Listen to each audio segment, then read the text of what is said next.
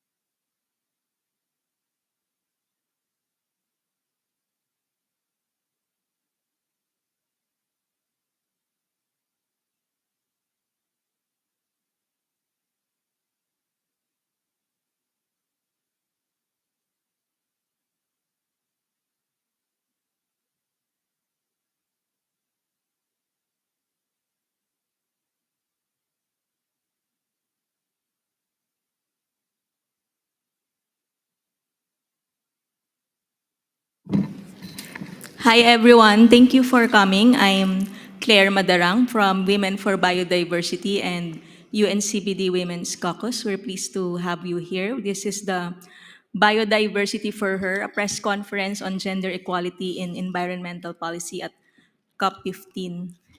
So, women's roles, while women are disproportionately affected by biodiversity loss and climate crisis, women have had active roles in shaping biodiversity conservation and restoration.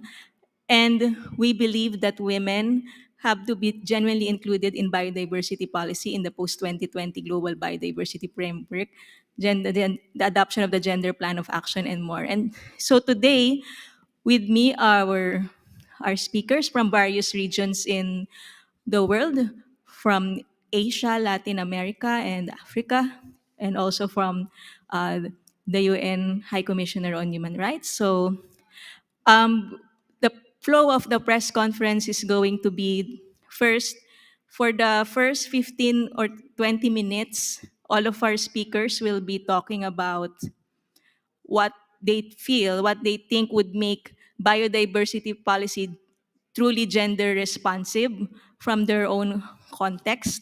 So first, I'm just going to quickly introduce our speakers. First is Cecile from Cameroon. She's a member, founder, and president of the African Women's Network for Community Management of Forests. And then we have Cecilia Gitaiga from Kenya. I'm the advocate of the High Court of Kenya, and Archana Soreng from India, a member of the United Nations Secretary General's Youth Advisory Group on Climate Change. Then beside me is Alejandra Duarte Guardia from Peru. She's in policy, doing policy for women for biodiversity.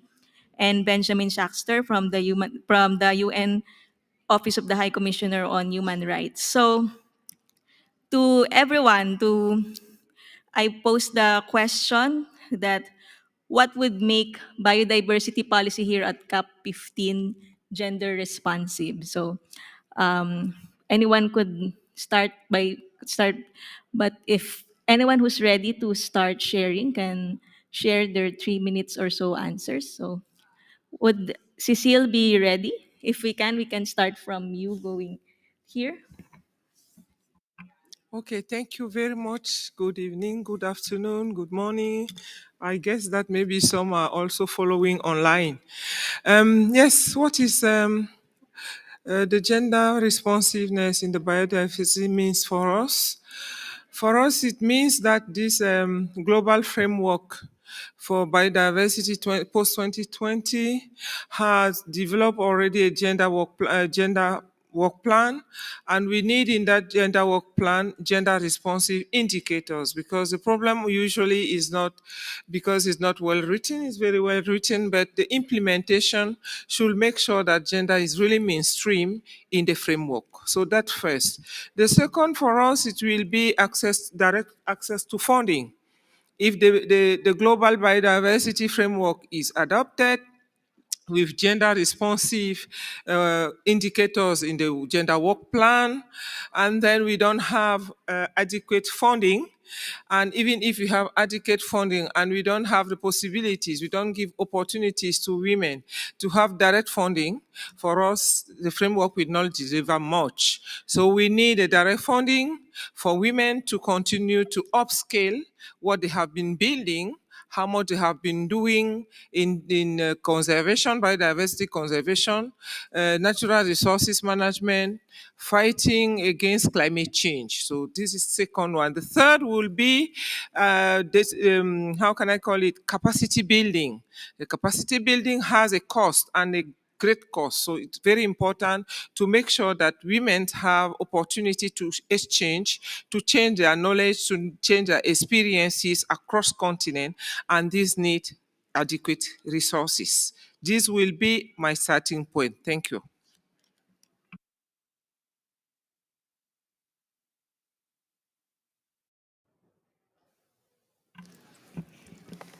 Claire, if I may, uh, thank you for those very good pointers. For me, I think what I would like to see this framework achieve is a human rights based approach for the sake of women, because addressing women's issues is addressing half the population of the global village that we live in. And if you look at our various frameworks on non-discrimination, on f- uh, incorporating and mainstreaming gender, we are basically trying to make sure that we do not leave anyone behind. And we already have non-discriminatory policies and legal frameworks. So it would be good to also inculcate the culture of gender mainstreaming, so that we have a responsive framework that is sensitive to human rights, because non-discrimination is an issue for us. We do not want to be discriminated against, and we do not want to be left behind. So a responsive framework will be based on a human rights based approach. And the other point is that framework that has specific indicators that give parties an opportunity to even foresee the kind of output they want would be great. And indicators here are key, because they will help parties design their policies and their laws, and it will help them track and monitor, so that we can, at the end of the day, be able to tell where we have been and where we are going, and whether we need to upscale and by how much. And that will help us be able to mainstream gender across sectors, across society, and therefore adopt a whole of society approach.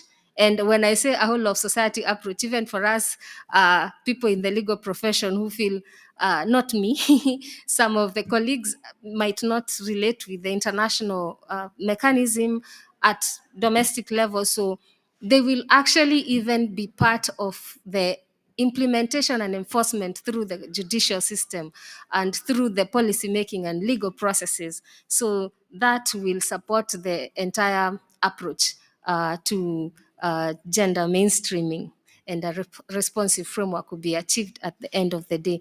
And the other aspect is to make sure that we follow up the actions that we have with capacity building, while being sensitive that there are women at different levels of society, in which case indigenous women have sensitivities of their own that need to be taken into account, and indigenous girls also have their own sensitivities, and then we have all the other women in different parts of society. So we need to be very specific and deliberate about the kind of indicators we put in our plans, because at the end of the day, when we have the NBSAP, which we propose to include the milestones and report, we should be able to account for each and every person in society, because gender is not only about women, it has uh, uh, girls and young boys, and within those there are also persons with disability, also girls and boys. So we need to take into account everybody. Thank you very much. That is all for now. Johar, everyone. Um, I feel it's really critical to have rights of indigenous people, local communities over the land, forests, and territories, and supporting and promotion of the traditional knowledge and practices of indigenous communities and local communities as an integral to gender responsive policies. It's also critical to understand the worldview of Indigenous people and respect the worldview of Indigenous people, along with respecting and understanding their way of living and their governance systems.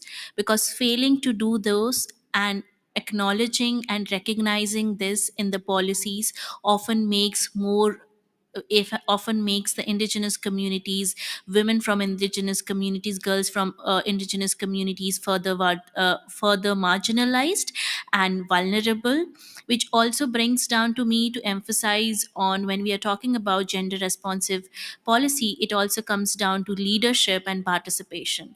And when we talk about leadership and participation, I want to highlight that there has been over the years of inferiorization and marginalization of indigenous communities and local communities and afro descendant communities, especially young people, women and girls, where we were looked down upon for our culture, tradition, language, practices, identity, and livelihood. It is only now that the world is recognizing our role and contribution towards climate action and biodiversity conservation. And this injustices needs to be undone, and this needs to be approached from a lens of respect and solidarity, because you cannot expect or ask indigenous people to be leader to engage in policy making processes, to be engaged in decision making processes and leadership, when for the years they were looked down upon because of those culture, because of those identity, and which has led to identity crisis amongst people. So I think it's really important to also address this in the gender responsive policies, which is recognizing the years of inferiorization and marginalization of indigenous communities and local communities.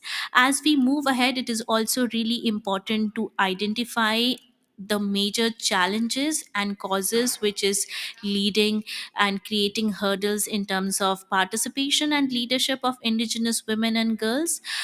Across the globe, our communities are still living under the threat of eviction, displacement, land grabbing, migration. And indigenous people are still defending and protecting the biodiversity, nature, forest, and contributing towards biodiversity conservation and climate action. We cannot continue to do this being under the threat of our life and eviction and land grabbing.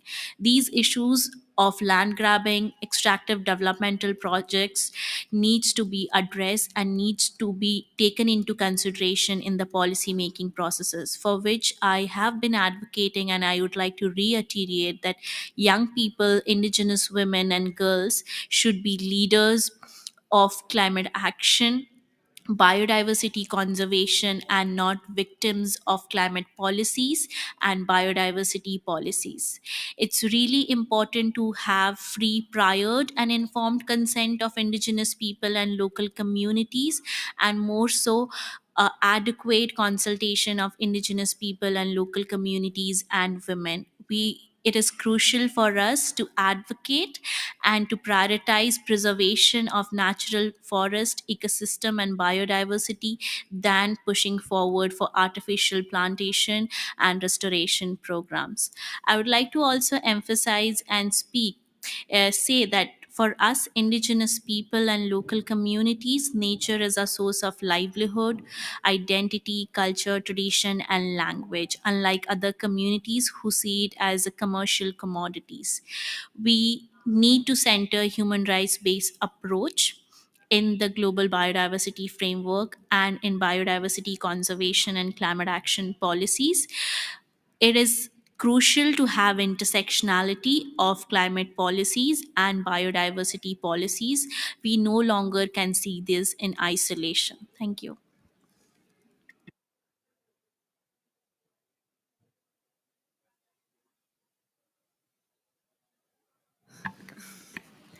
Hello, everyone. Ben Schachter with the United Nations Human Rights Office. The first thing I want to say is that gender equality is a human right. So a gender responsive post-2020 global biodiversity framework is one that has human rights at its core. It's also one where Target 22 is approved and the brackets are removed from the word responsive. So that's a very simple point, but right now, Target 22 has brackets precisely on the word responsive, which is problematic on a number of grounds, not the least of which is that this is agreed language in many other contexts, and it should not be negotiable.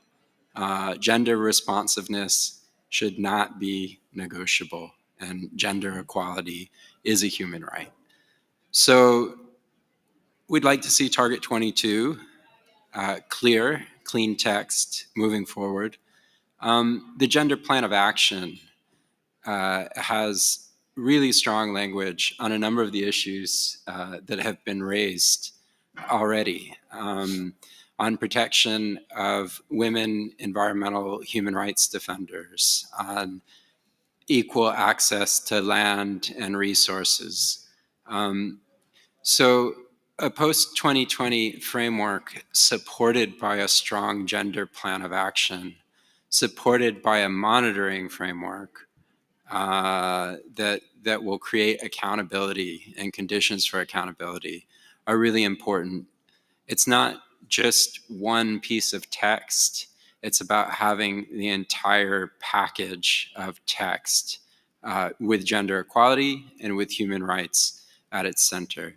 When we're looking at the framework right now, there are lots of bracketed references to human rights. And it's really important, again, that we remove the brackets. Human rights, including gender equality, including the right to a clean, healthy, and sustainable environment, are the way forward. We know from the work of the IPCC and the Intergovernmental Science Policy Platform on Biodiversity and Ecosystem Services that rights-based approaches, that gender responsiveness, that inclusion and participation are not just legal obligations, they also lead to better outcomes for people and the planet. The only way forward is through an approach that respects people's rights. The only way that we can reimagine humanity's relationship with nature, that we can achieve gender equality, that we can achieve a vision of human rights enjoyed by all, is if we actually have a post-2020 global biodiversity framework that is consistent with the commitments that states have made to respect, protect, and fulfill human rights. So thank you.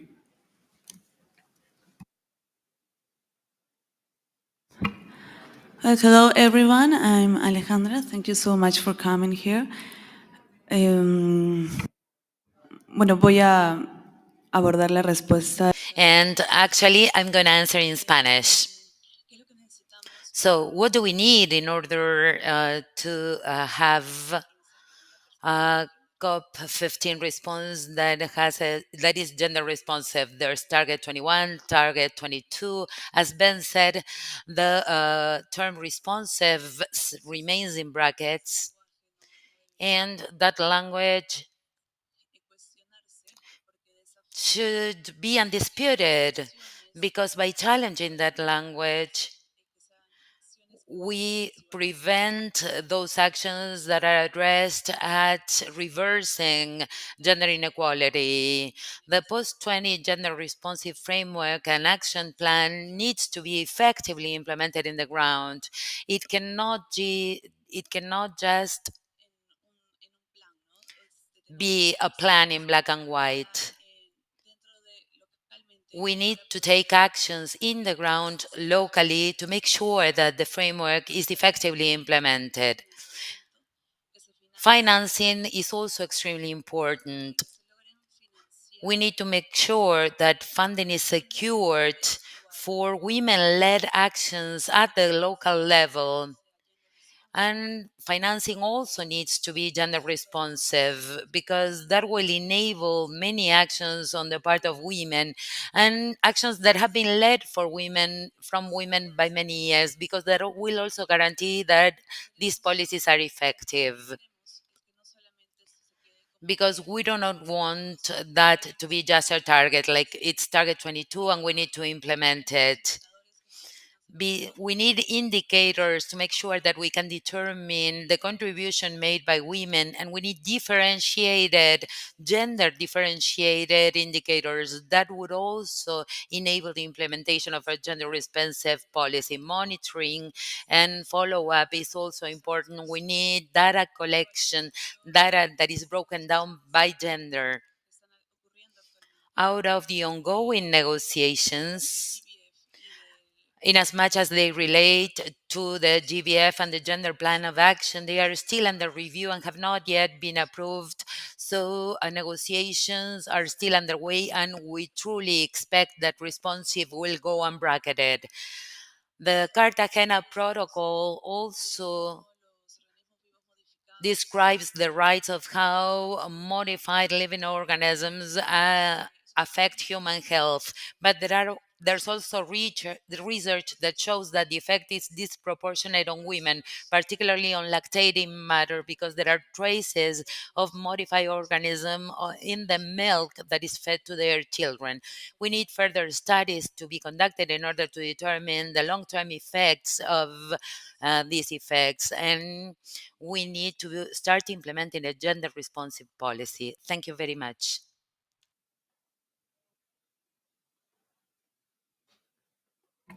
Thank you to the panelists. We can take some questions. Yes.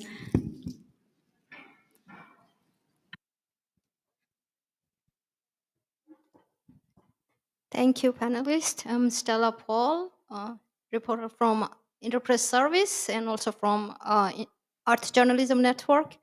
My question, I guess, would be more directed to Cecilia at this point, but then I would like if other panelists could also weigh in. I would appreciate that. So I met the co-chairs of the GBF this morning, and they told me, I know Benjamin just mentioned the current opposition of some parties to the language of gender responsive, and the co-chair said that the exact problem seems to be gender responsive versus gender sensitive.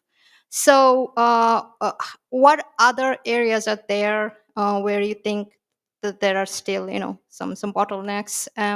Second thing is that since the whole negotiation moved into different contact groups, a lot of the negotiation has also gone behind the closed doors. So I have heard from our indigenous leaders that they're finding it increasingly difficult to take part in those discussions now. So what are the problems that, how about you? How about the Women for Biodiversity, the women groups? How how much difficulties are you facing at this point? Thank you.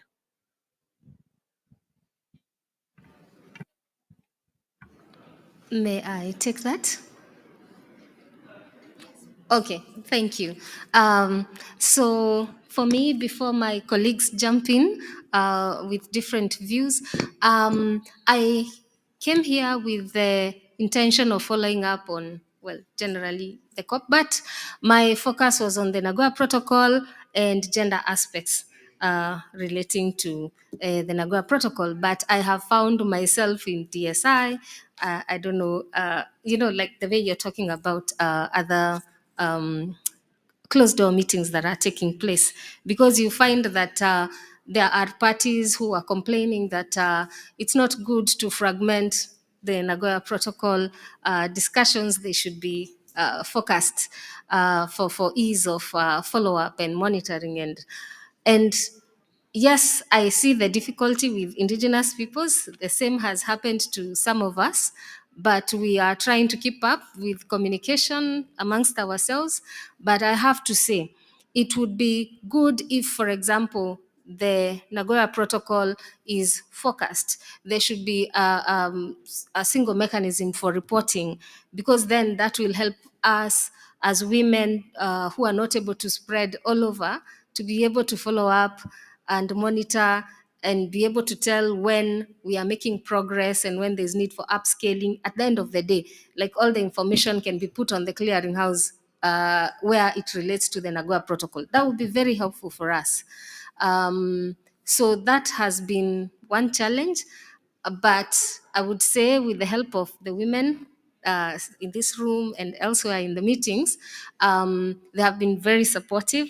So to that extent, I think we are trying, but we would prefer that we get some other kind of support that will help us bring the discussions. And when the topic is on Nagoya Protocol, we would prefer that there be one stream of uploading that information, the clearinghouse mechanism, if it were possible. And then there were also, I remember, discussions about, I think it's still going on, whether like, when we have multiple instruments, what do we do?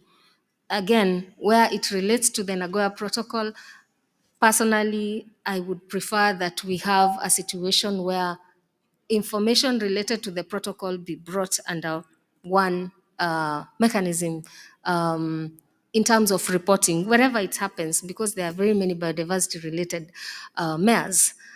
Sorry, the first question you asked, whether there are other ways of dealing with that. I think for us, sorry, before you jump in, Cecile, my namesake, I think for us, we really prefer gender responsive, because we can be able to measure, we can be able to time, we can be able to hold people accountable, and we will be able to know when to do what, upscale, we will know when to maybe require more funds and get to ask for the funds. It will be more appropriate to have that word there. Thank you very much. Maybe Thank just to you. Thank you, maybe Cecilia and everyone. We need to wrap up in a few minutes because there's an express conference going on. But to the media who have more questions, you can just reach me. And also, there's still space outside in the media center. We can continue our discussion over there. Thank you very much. Thank you for coming to this press conference. Have a good day. And we invite you, by the way, to the Women's Hub in 220C because we have ongoing events there until 5 p.m. Every day we have it. Yeah. So, yeah, because we need to pack up. So, uh, but I think, okay, sorry, we had to wrap up. I mean, so sorry. Yeah, we need to. I think we can for the journalists with other questions. I think we can continue outside. There's big space there in the media center. Thank you, everyone, for coming.